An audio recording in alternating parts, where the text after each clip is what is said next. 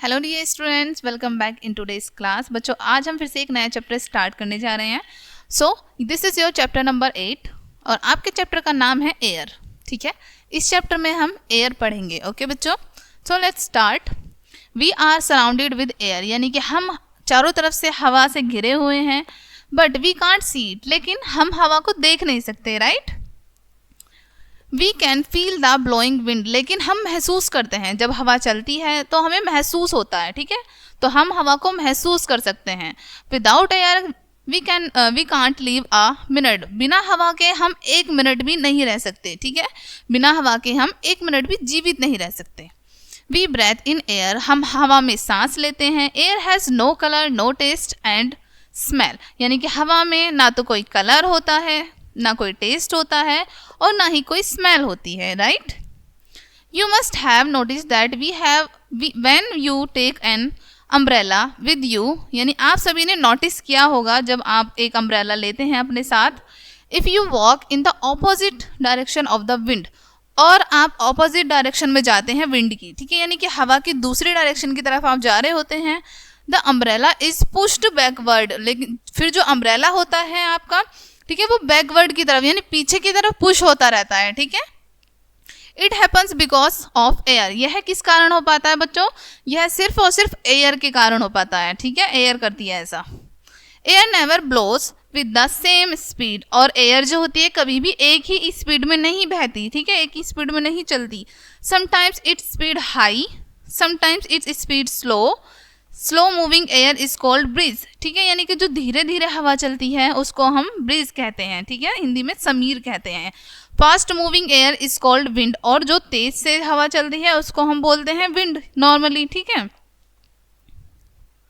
Very fast moving wind is called storm, और जो बहुत तेज हवा चलती है, ठीक है, बहुत तेज हवा चलती है, उनको हम बोलते हैं स्टॉर्म, यानी कि तूफान।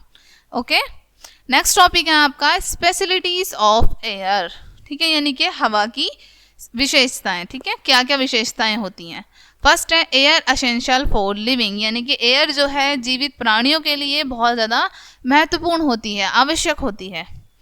वेदर इट इज़ ह्यूमन और एनिमल और plant, everyone breaths in the air, चाहे मनुष्य हो, जानवर हो, प्लांट हो, यानी कोई भी पौधा हो, सभी सांस ले पाते हैं हवा के कारण। ठीक है, हवा की वजह से ही सांस ले पाते हैं। Without air no living things can surviving, बिना हवा के कोई भी लिविंग थिंग्स यानी कि जो सांस लेती है वो जीवित नहीं रह सकती। नेक्स्ट टॉपिक है एयर ऑक्यूपाइज स्पेस, यानी कि एयर जो है वो स्पेस घेरती है। ठीक है, जगह लेती है, स्थान घेरती है। एक्सपेरिमेंट करके आपको यहाँ पर बताया गया है। ठीक है बच्चों, चलो एक्सपेरिमेंट पढ़ते हैं अब हम। टेक एन बैलून, आपको एक बैलून लेना है। ठीक है, इन्फ्लेट इट, और उसमें आपको हवा भरनी है, यानी कि फुलाना है उसको आपको। You will see the balloon size increase when you inflate it, आप देखेंगे जब आप उसमें हवा भरेंगे, उसको फुलाएंगे, कि बैलून का जो साइज है वो इंक्रीज होने लगा है, यानी कि बढ़ने लगा है। It shows that air occupies space, आपको उससे पता चलेगा, आपको उससे दिखेगा कि जो एयर है वो स्पेस घेरती है। ठीक है, जगह घेरती है। ओके, नेक्स्ट एयर हैज मास, यानी कि एयर में द्रव्यमान होता है। ओके, एयर में द्रव्यमान होता है। ओके, एक्सपेरिमेंट आपको फिर से एक और एक्सपेरिमेंट पढ़ना है बच्चों यहाँ पर। Take one deflated football and measure it weight. ठीक है, यानी कि एक पिचकी हुई फुटबॉल लेनी है आपको जिसमें हवा ना हो। ओके, और उसका वेट आपको मेजर करना है। ठीक है, now inflate it with air, उसके बाद उसका वेट मेजर करने के बाद आपको उसे फुलाना है एयर से, यानी कि हवा से फुलाना है। Measure the weight of inflated football, उसके बाद जो इन्फ्लेटेड फुटबॉल है, आपकी फूली हुई फुटबॉल है, उसे आपको मेजर करना है, उसका वेट जो है आपको मेजर करना है। You will see inflated football is heavier than deflated football, आप देखेंगे कि पिचकी हुई फुटबॉल के कंपेरिजन में जो फूली हुई फुटबॉल है वो हैवी होगी, भारी हो गई है। This show that air has मास, और यह दिखाता है कि एयर में मास होता है, यानी कि द्रव्यमान होता है। ओके, नेक्स्ट है air is necessary for combustion. ठीक है, एयर जो है ज्वलन के लिए या फिर आग जलाने के लिए बहुत नेसेसरी होती है, बहुत आवश्यक होती है। ओके, एक्सपेरिमेंट फिर से आपको एक एक्सपेरिमेंट करना है बच्चों। टेक वन कैंडल, ठीक है, आपको एक कैंडल लेनी है, एक मोमबत्ती लेनी है, इग्नाइट द कैंडल, और उसके बाद आपको मोमबत्ती को जलाना है, ठीक है।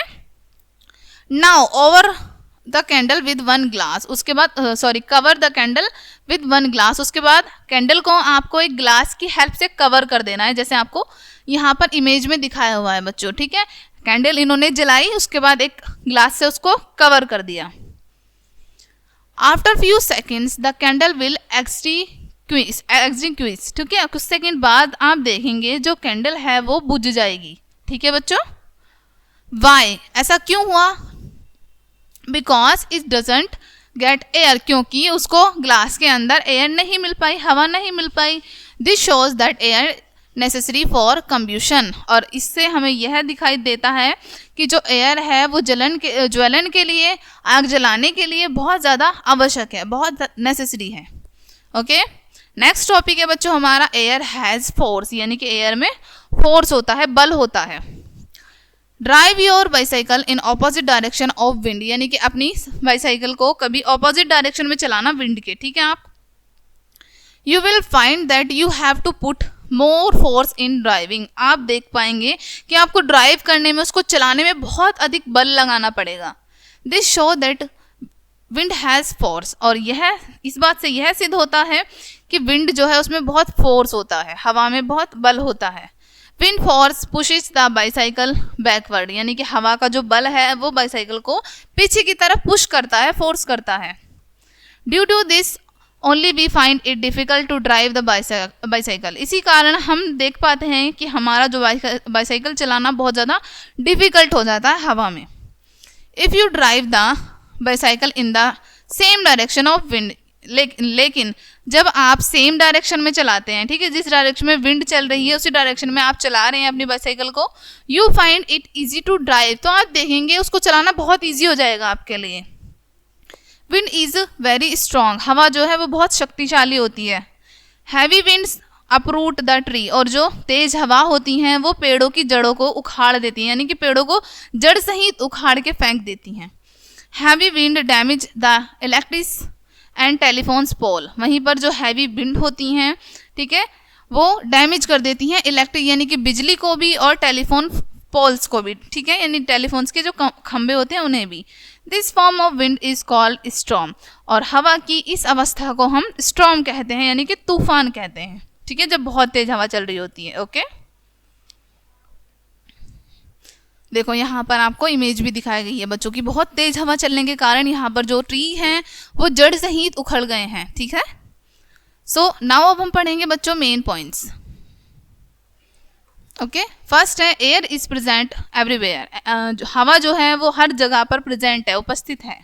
We can not see air but we can feel it, हम हवा को देख नहीं सकते लेकिन हम उसे महसूस कर सकते हैं, राइट। नेक्स्ट है air is essential for living, air जो है रहने के लिए, जीवित रहने के लिए बहुत आवश्यक है, महत्वपूर्ण है। Without air no living beings can survive, बिना हवा के कोई भी मनुष्य जीवित नहीं रह सकता। ओके, नेक्स्ट है एयर ऑक्यूपाइज स्पेस, हवा जो है स्थान घेरती है। हमने एक एक्सपेरिमेंट में भी इस चैप्टर में पढ़ा कि हवा जो है स्थान घेरती है, राइट, हमने बैलून वाले एक्सपेरिमेंट में पढ़ा। Next air is essential for combustion, air जो है वो ज्वलन के लिए यानी कि आग जलाने के लिए बहुत आवश्यक है। नेक्स्ट है एयर हैज़ फोर्स, एयर में फोर्स होता है, ठीक है, बल होता है। नेक्स्ट है एयर हैज़ मास, और एयर में मास भी होता है, द्रव्यमान भी होता है। ओके, सो ये था आपका चैप्टर, काफ़ी इंटरेस्टिंग सा चैप्टर था बच्चों आपका, और काफ़ी छोटा सा भी था। आई होप ये पढ़ने में आपको काफ़ी इंटरेस्ट आया होगा। मिलते हैं नेक्स्ट वीडियो में, तब तक के लिए बाय।